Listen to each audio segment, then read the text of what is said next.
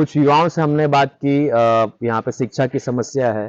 जी। आप मुझे बताइए, आप एक एक्सपीरियंस है, आप भी हमारे इस अवस्था से गुजरे हैं युवाओं के। तो आज के दिन में युवा की शिक्षा की कितनी ज़रूरत है और इसको क्या ऐसा किया जाए गाँव में? बड़ा ही सीरियस प्रश्न है, चूँकि पढ़ाई मेरा तो ये मानना है कि सबसे ज़्यादा ज़रूरी चीज़ है। लोग पढ़ेंगे तभी अपना हक और अधिकार जानेंगे। ठीक। तो क्या ऐसा किया जाए जिससे आप युवाओं को प्रोत्साहन मिले और एक अच्छी व्यवस्था बन सके गाँव में शिक्षा के लिए? शिक्षा के लिए जितने ये टीचर हैं, जी, जो ये पढ़ाई सही ढंग से बच्चों की नहीं कराते, तो अधिकारियों को यहाँ पर है जो उनकी जांच करना चाहिए। जाँच करना चाहिए। हाँ, कि हाँ। नमस्कार, मैं विक्रांत पांडे। उत्तर प्रदेश जन यात्रा का लगातार 54वां दिन है और इस समय हम महोबा में हैं। लगातार 22वां जिला है उत्तर प्रदेश जन यात्रा के तहत और बहुत ही सुंदर एक गांव है जहां पे मैं अभी मौजूद हूँ। गांव के लोगों से गांव की समस्या, जैसे कि आप लोगों को पता है, मैं पूछता हूँ, उसी के तहत मैं यहाँ आया हूँ। पीछे पहाड़ भी है, हम वहां भी जाएंगे, लेकिन पहले यहाँ पे कुछ लोगों से बात करेंगे। भाई साहब, आपका नाम और इस गांव का नाम मेरा बताइए। नाम वंश गोपाल है, मैं ग्राम कड़ारी से हूँ। कड़ाड़ी ग्राम है ये? जी। अच्छा, बंस गोपाल जी। जी। गोपाल जी, ये बताइए मुझे कि आपके गांव में मैं देख रहा हूँ कि थोड़ी आवास की मुझे समस्या लग रही है। जी। तो क्या अभी है, कितने लोगों को आवास मिला है, कितने लोगों को नहीं मिला, इस पे आप कुछ अपनी बात बताइए। आवास लगभग यहाँ 40% लोगों को मिल चुका है, 40% लोगों को मिला पात्र है? लोग हैं, अच्छा। और 60% लोग लगभग यहाँ बकाया रह चुके हैं अभी। 60% लोग अभी भी बकाया अभी है? बकाया है। मतलब आधे से ज्यादा गांव आवास के लिए अभी बकाया जी है? जी। अच्छा। तो क्या कारण है, मतलब आप लोग की प्रधान जो है उस तरीके से नहीं कर रहे हैं, या कि आप लोगों को क्या नहीं, अनदेखा किया प्रधान जा जी रहा है? प्रस्ताव लिखते हैं, लेकिन जो अधिकारी वगैरह जो आते हैं वो जांच में उनका आवास काट देते हैं। क्या कारण से काटते हैं, ऐसा पता कुछ आप नहीं, लोगों को कारण दिया जाता है? कारण दिया है कोई, जैसे अब कोई जिसके घर में 4-5 लोग हैं, जी, जी, यदि जी। उनका एक पक्का मकान बना है, जी, जी, इस जी। कारण से वो काट देते हैं। अच्छा। अब वो परिवार अलग-अलग रहता है तो उसका भी बनना चाहिए। अच्छा, परिवार अलग, जैसे 2 भाई हैं तो अलग-अलग हो गए हाँ, हैं, इस अलग-अलग प्रकार बनना से। चाहिए उसका। अब अच्छा। अगर कोई एक मकान वहाँ पक्का बना हुआ है, हुँ। उसकी वजह से वो कारण लिख देते हैं, और हुँ। ग्राम प्रधान के यहाँ से लगातार प्रस्ताव जाते हैं। हुँ। प्रधान जी से यहाँ कोई दिक्कत नहीं होती है। कोई दिक्कत नहीं जी। होती है। आपका नाम बताइए? कृष्ण गोपाल। कृष्ण गोपाल, आप भी गोपाल जी हैं, क्या बात है। ये बताइए मुझे कि आपके गाँव में शौचालय की क्या स्थिति है? शौचालय की यहाँ पर 30-40% बने हैं। शौचालय 30-40% ही है? हाँ, तो बाकी लोगों ने अपने स्वयं बनवाए हैं, हाँ, सरकारी होंगे वो 30-40% बने। 30-40% हाँ, है। बस। लेकिन चूंकि हमारे देश में तो कहा जाता है, हमारे प्रधानमंत्री जी भी कहते हैं कि हमने घर घर में शौचालय दे दिया है और भारत आगे बढ़ रहा है, पर ग्राउंड रियलिटी ये कह रही है कि 30-40% ही आपके यहाँ बना हुआ है। हाँ। चूंकि मैं और भी गांव जाता हूँ, लोगों से बात करता हूँ, शौचालय में बहुत ही सारी समस्या है। और अभी ऐसे भी घर होंगे जिसके पास पूंजी की कमी होगी, जो अपने पास से शौचालय नहीं बना पा रहा है, तो हाँ, उनके घर में शौचालय नहीं भी होगा। ऐसा हाँ, ऐसे भी लोग हैं यहाँ? ऐसे भी लोग हैं, ये लोग हैं, पासवान लोग हैं सामने। पासवान लोग हाँ, हैं जिनके यहाँ शौचालय है ही नहीं, है ही नहीं। तो उनकी घर में जो माताएं बहनें लोग होती हैं, उनकी बड़ा समस्या होता होगा। हाँ, समस्या होती है। सब खेत में सब जाते खेतन हैं। में जात, हार में जात सब। तो इस बारे में आप बताइए, जैसे आप मान लीजिए डायरेक्ट सरकार से आप बात कर रहे हैं, तो आप कुछ अपने गांव के बेहतरी के लिए कुछ कहना चाहेंगे? जैसे कि मैं बाहर से आया हूँ, ऐसे और कोई लोग आएंगे, तो एक गांव अगर अच्छा दिखे, जिसके पास आवास हो, जिसके पास शौचालय हो, हाँ, क्या तो आपका कहना है इस पे? हमारा ये कहना है कि सरकार से यही गुजारिश है कि मान लो ये सबके शौचालय बनना चाहिए, और जो यहाँ पानी की समस्या है, जो नहरें सफाई होती हैं, जी, जी, जी। तो पैसा अधिकारी खा जाते हैं, सफाई तो होती ही नहीं। हाँ, अभी भी मौके में देख लिया जाए हाँ, हाँ, हाँ। तो करीब करीब 30 जितने ये पेड़ दिखाई दे रहे हैं, इतने बड़े बड़े पेड़ नहर में खड़े हैं। अंदाजा लगा सकते हैं आप हाँ, हाँ, कि हाँ। यहाँ है जो 30 साल से सफाई नहीं हुई नहर की, हाँ, लेकिन हाँ। अधिकारी सब खा जाते हैं, बड़े निकम्मे अधिकारी है। ऐसा हाँ, अधिकारी सब खा जाते हैं। इनके लिए हाँ, पहली बार तालियां हो, आप सभी लोग से तालियां बजाइए। कारण इसीलिए तालियां बजवा रहा हूँ क्योंकि इन्होंने निडर होके अच्छी तरीके से अपनी बात रखी है। जो गांव में इनका कहना है नहर होती है, वो नहर पे बड़े बड़े पेड़ लगे हैं जिसको साफ सफाई नहीं कराई जाती है, और जिससे इनको आप लोगों को इस वर्ष तो ड्रोन कैमरा भी मान लो है जो फिरा था, लेकिन दूसरी रीडिंग चली गई। अभी आप मौके में देखिए, या एक महीने देखिए मौके में, तो नहर में आपको कोई सफाई नहीं मिलेगी, कोई सफाई नहीं मिलेगी, कोई सफाई नहीं मिलेगी, सब फॉर्मेलिटी होती है। फॉर्मेलिटी और होती यहाँ है जो कागज पे। किसान, यहाँ का किसान है जो बहुत परेशान है पानी से और नहरों से, सिंचाई की व्यवस्था। हाँ, और जितने मान लो है जो नई सीसी रोड ये बन रहे हैं, हाँ, हाँ, हाँ। इनको भी नाप बगैर नाप तोल के उन्होंने थोड़ी थोड़ी बना दिए हैं। अच्छा। और बाकी है जो कुछ नहीं हुआ, बाकी हाँ, सब खा गए पैसा। अच्छा भाई साहब, आप बड़े जानकार लग रहे हैं, आप अच्छे से अपनी बात रख रहे हैं। मुझे एक चीज जानना है आपसे कि ऐसा क्या कारण होता है जो पिछड़े गांव के रास्ते होते हैं, पिछड़ा गांव होता है, उसको अनदेखा किया जाता है। अनदेखा किया उसके जाता क्या कारण आपको लगता है, क्यों ऐसा हमारे साथ होता है? है। हमारे यहाँ ना तो विधायक आते हैं, ना हम्म। सांसद आते हैं, ना मीटिंग लेते हैं, ना गांव को देखते हैं। वोटों के टाइम पर तो सब आते हैं, चाहे जिस पार्टी हो, वोटों के टाइम पे तो सब आते हैं। इसके बाद कोई दर्शन देखने नहीं आता, भगवान की तरह लुप्त हो जाती है। क्या बात हाँ। कही, भगवान की तरह लुप्त हो जाते लुप्त हैं, हो जाते हैं। वोटों के टाइम पे आते हैं। आप वोटों बहुत के ही टाइम अच्छी पे बात आते रख रहे हैं आपसे। मेरे साथ एक होनहार युवा है और मैं युवाओं से बहुत ही लगाव रहता है मेरा, और मैं उनसे चाहता हूं कि इन लोगों की बात सुनी जाए। कारण ये है कि भारत देश में 65% युवा है आज के दिन में। हाँ। एक सबसे विश्व में सबसे ज्यादा युवाशील देश जो है वो भारत है। हम युवाओं को आगे बढ़ के आना है और अपनी बात रखनी है, घबराना नहीं है, अपनी बात रखनी बहुत जरूरी है, ना घबराना ना शर्माना है। आप मुझे बताओ दोस्त, आपका नाम क्या है? निखिल। निखिल। निखिल, आपकी उम्र क्या होगी? 21 साल। युवा काफी है हमारे। पढ़ाई कर रहे हो, क्या कर रहे हो अभी? खेती। खेती कर रहे हो। पढ़ाई कितना किया आपने? 9 तक। 9 तक पढ़ाई हाँ। किया। 22 साल। आप क्या करते हो? अपनी खेती आपने कितनी पढ़ाई की है? 9 तक। 9 तक। बहुत ही युवाओं से मेरे को इनको थोड़ा मोटिवेट करने के बाद युवा लोग तो कुछ बोल रहे हैं, क्योंकि 21 साल 22 साल के लोग हैं। अच्छा, मुझे ये बताओ कि आपने 9वीं तक पढ़ाई की, तो उसके आगे आपने पढ़ाई नहीं की, उसका कुछ कारण, जैसे कि क्या कर, पढ़ाई में मन नहीं लगा या शिक्षा अच्छी नहीं है? फाइनेंस। अच्छा। जवान खत्म हो गए, पहाड़ पर काम कर ले, मजदूरी पर पत्थर गिरा, खत्म हो गया।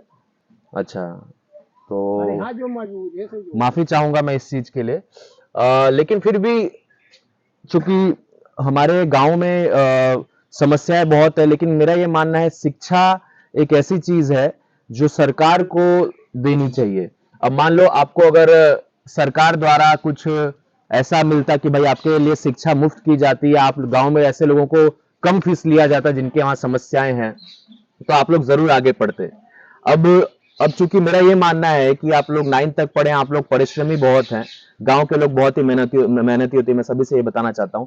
लेकिन अब चूंकि 21-22 साल की उम्र में एक किसान है, किसानी में घुस गए हैं, और किसाने की भी समस्या भाई लोगों ने बताया, जो नहर की समस्या है, सिंचाई की समस्या है, तो बड़ा ही मेरे को खराब लगता है। कम से कम हमारे युवाओं को भारत में आज के दिन में पढ़ना चाहिए, और हमारी सरकार को इस पे ध्यान देना चाहिए कि अच्छी स्कूल बनाया जाए, पास में बनाया जाए। 60 किलोमीटर दूर जाके लोग पढ़ते थे।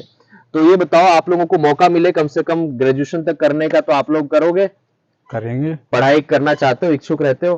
हाँ। अच्छा। आप लोगों को रोजगार की आजकल क्या स्थिति दिखती है? रोजगार, नौकरी की क्या स्थिति दिखती है? नौकरी की क्या कहा है, मुश्किल है नौकरी। कुछ युवाओं से हमने बात की, यहाँ पे शिक्षा की समस्या है।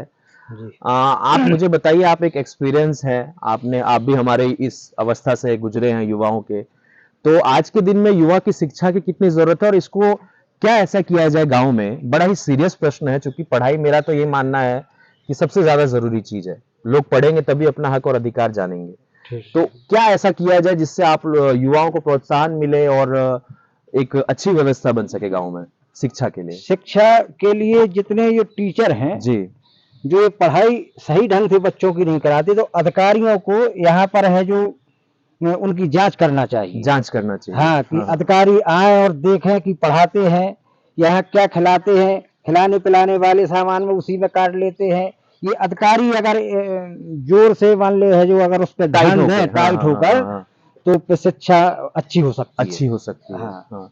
और जैसे कि जो लोग यहाँ से दूर दूर शिक्षा के लिए जाते हैं, उन लोगों के लिए कुछ गांव में ही व्यवस्था, हाँ, कुछ उन की लोगों जाए। के लिए गांव में व्यवस्था हो, या कुछ है जो इंटर कॉलेज बन जाए, या कुछ उनके यहाँ पर शिक्षा हो, कुछ फीस की कम, जैसे अब नहीं दे पाते। यहाँ से इंटर कॉलेज कितना दूर है? कोई भी यहाँ से मान ली है जो 8-10 किलोमीटर पड़ जाता है। 8-10 किलोमीटर है। हाँ। वहाँ पढ़ाई वढ़ाई ठीक ठाक हाँ, होती है? पढ़ाई ठीक होती है, बस सब आर्थिक कमी के कारण है जो बच्चे नहीं पढ़ पाते।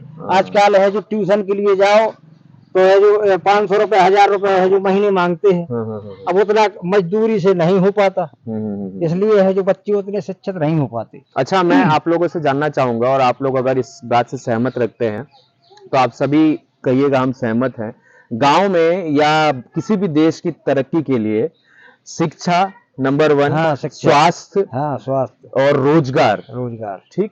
उसके बाद जो बेसिक चीजें होती है, सड़क, बिजली, पानी, जी। ये सब चीजों की आवश्यकता है। मैं सही कह रहा हूँ? आप लोग सहमत है इस बात नहीं, से? सहमत है, सहमत है, सहमत है। सहमत है। लेकिन इन चीजों के अभाव में आज के दिन में हम लोग, ये जो चीजों को गिना जाए 6 चीजों में से, जैसा मैंने कहा, उसमें से 3 या 2 या 3 ही चीजें उपलब्ध होती हैं।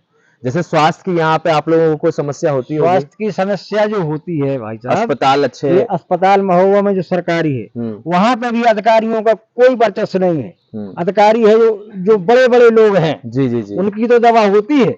बाकी लोगों को तो ऐसे ही, आप कोई अधिकारी है जो साधारण पहुंच जाए कपड़े पहन के फटे पुराने, तो उसको है धक्के मार के भगा देंगे, चलो यहाँ से, कोई डॉक्टर नहीं है, कंप्यूटर इंजेक्शन लगा देगा, डॉक्टर तो देखते ही नहीं। क्या बात है। लेकिन ये सच्चाई आपने बहुत कही, और इसमें आपका एक गुस्सा भी झलक रहा है, चूंकि होना भी चाहिए। अरे हम भुक्तभोगी हैं, भुक्तभोगी हैं। हमें मान ली हार्ट की समस्या हो गई थी, हमारे भाई खत्म हो गए थे, तो अधिकारियों का कोई मतलब नहीं होता, न डॉक्टर न कोई, उनकी जाओ तुरंत रेफर कर देंगे, उनकी जाओ कानपुर ले जाओ। अब किसी के पास पैसा हो या ना हो, उनकी जाओ कानपुर। बच्चा अगर होना है, डिलीवरी होना है, तो अगर पैसे नहीं देते तो उनकी जाओ है जो छतरपुर के लिए रेफर कर दो।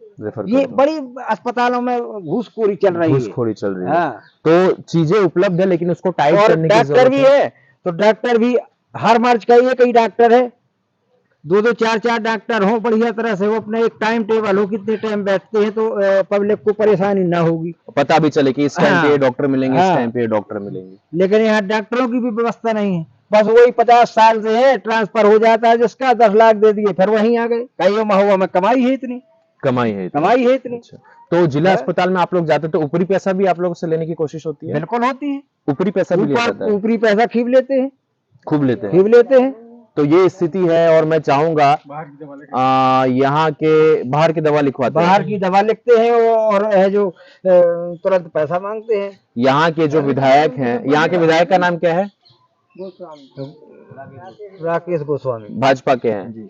तो यहाँ के जो विधायक है राकेश गोस्वामी जी, उनसे निवेदन है, यहाँ के जो सांसद है वो भी भाजपा के ही है, मुझे लग रहा है, हमीरपुर लोकसभा पड़ता है, तो हमीरपुर लोकसभा में भी भाजपा के सांसद है, और मुख्यमंत्री जी योगी आदित्यनाथ हो या प्रधानमंत्री जी हो, आप लोग एक ऐसे पद पे हैं जहां से मेरा ये मानना है कि भारत के लोगों को, चूंकि कोई भी मुख्यमंत्री, प्रधानमंत्री या नेता हो, मैं सभी से ये अनुरोध करता हूं, लेकिन तत्काल में जो लोग हैं उनसे सवाल पूछना पड़ेगा, और हम तो निडर होकर सवाल पूछेंगे, क्योंकि हम चाहते हैं गांव के लोग और जो भारत और उत्तर प्रदेश है वहां के लोग आगे बढ़े, तभी देश आगे बढ़ेगा।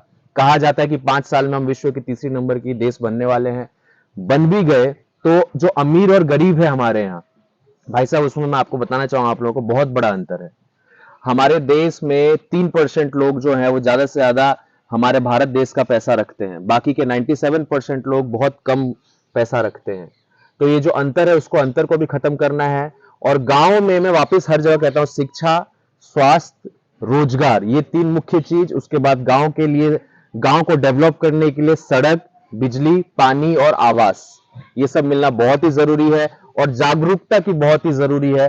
तो इसी के साथ मैंने और भी गांव लोगों से बात की, चूंकि मैं अंदर आया गांव के, मुझे पता चला कि यहाँ पे जो घर हैं, करीब करीब कितने घर होंगे यहाँ पे जो टूटने की बात चल रही है बेटा? कम से कम 30 घर, तो लगभग 25-30 घर हैं लगातार, जो यहाँ से करीब यहाँ तक है। मैं चाहूंगा दोस्त को दिखाने के लिए, ये घर मैं इसलिए यहाँ पे वीडियो बना रहा हूँ क्योंकि घर का ऐसा सुनने में आया मेरे को, गांव के लोगों ने कहा कि ये टूटने की बात हो रही है। पहाड़ के ज्यादा ऊपर है, उनको भी कह रहे तोड़ने के लिए। पहाड़ के ऊपर है, उसको भी तोड़ने का जो है, भी तोड़ने, जो मतलब ज्यादा ऊपर है, ज्यादा ऊपर हो गए, हाँ, उनको भी तोड़ना है। अच्छा, तो ये जो घर आप लोग का तोड़ने के लिए कहा जा रहा है, उसका कारण क्या है? वो तालाब में बने हैं। तालाब में बने हैं, हाँ। तो जो गवर्नमेंट की प्रॉपर्टी, ऐसा कह रहे हैं क्या? हाँ। अच्छा, सरकार की प्रॉपर्टी है, हाँ। तो इसको तोड़ के आप लोगों को कहीं शिफ्ट किया जाएगा? नहीं, कुछ नहीं, ना मुआवजा मिलेगा, कुछ भी मुआवजा नहीं, वगैरह कुछ नहीं मिलेगा? कुछ नहीं मिलना। इतनी छोटी बेटी है और इतने अच्छे तरीके से अपनी बात रख रही है, क्योंकि मैं और भी लोगों से गांव में मिलता हूँ।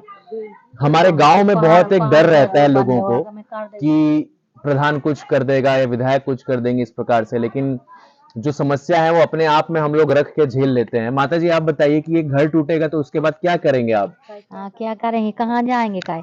तो ये आप लोग 25-30 घर है यहाँ पे, 25-30 घर मिला के कम से कम 100-150 लोग होंगे आप लोग, तो आप लोग एक साथ अपनी आवाज नहीं उठा सकते?